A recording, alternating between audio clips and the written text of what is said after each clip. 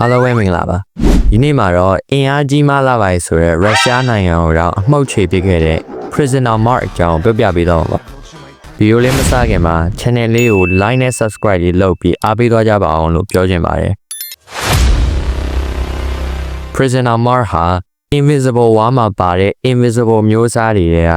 unique အဖြစ်ဆုံးအကောင့်တစ်ကောင်ပါတခြား Invisible တွေနဲ့လုံးဝမတူဘဲနဲ့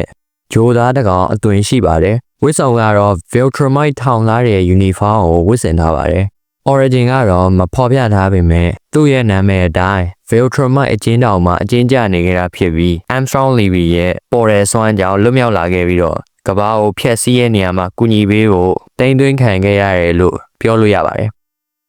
စစ်ပွဲအတွင်းမှာရုရှားနိုင်ငံကိုဖျက်ဆီးဖို့တာဝန်ကျခဲ့ပြီးသူ့တာဝန်အောင်မြင်ခဲ့တယ်လို့ပြောရပါမယ်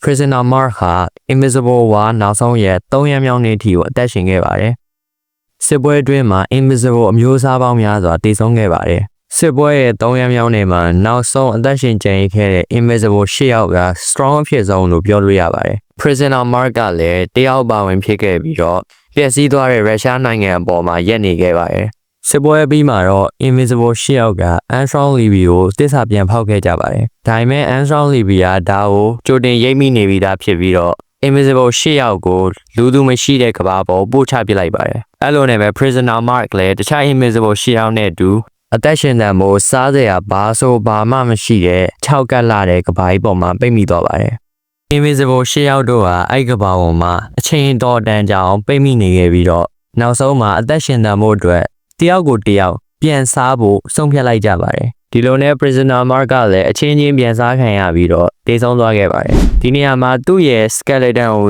ကြည့်ရင်ဒီမျက်မှန်လို့ထင်ရတဲ့အမဲရောင်အလုံးနှလုံးဟာတကယ်တမ်းသူ့ရဲ့မျက်လုံးတွေဖြစ်နေကြောင်းမြင်ရတယ်ဒါကတော့ Prisoner Mark အကြောင်းပါကျွန်တော်ကတော့ Prisoner Mark ကို overall rating 5 out of 10ပေးပါတယ်ကျွန်တော်ကတော့သူ့ကိုတခြား Invisible တွေနဲ့စာရင်အဲ့လောက်တိတ်မကြိုက်ပါဘူး